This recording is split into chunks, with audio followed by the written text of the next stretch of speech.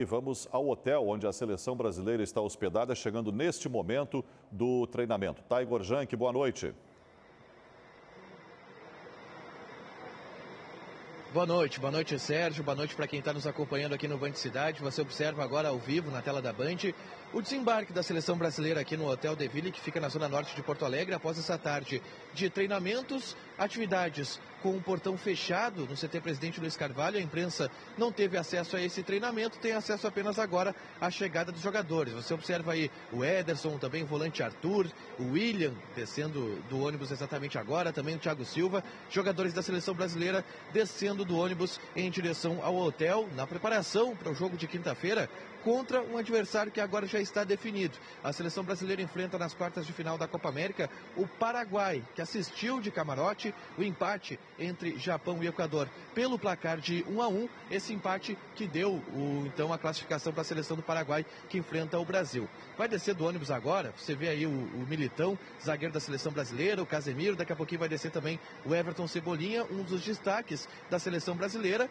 e que é um dos artilheiros da Copa América, está confirmado para a partida de quinta-feira, Sérgio. O Fernandinho, que vai atuar na vaga do Casemiro como volante titular, é a única alteração em relação ao time que venceu o Peru pelo placar de 5-0. No mais, a seleção mantém os mesmo time, com o Alisson no gol, a defesa com o Daniel Alves, o Marquinhos, o Thiago Silva e o Felipe Luiz, meio campo com o Fernandinho, Arthur e Felipe Coutinho, na frente Gabriel Jesus, o Everton e também o Roberto Firmino.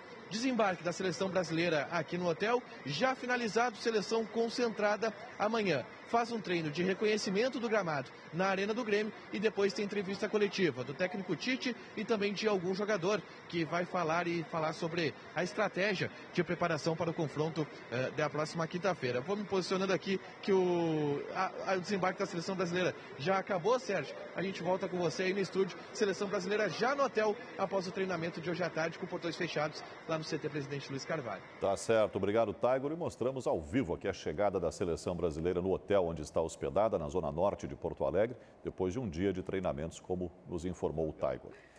Vamos voltar então lá ao hotel onde está a seleção brasileira. Taigor Jank, nos atualiza as informações daí.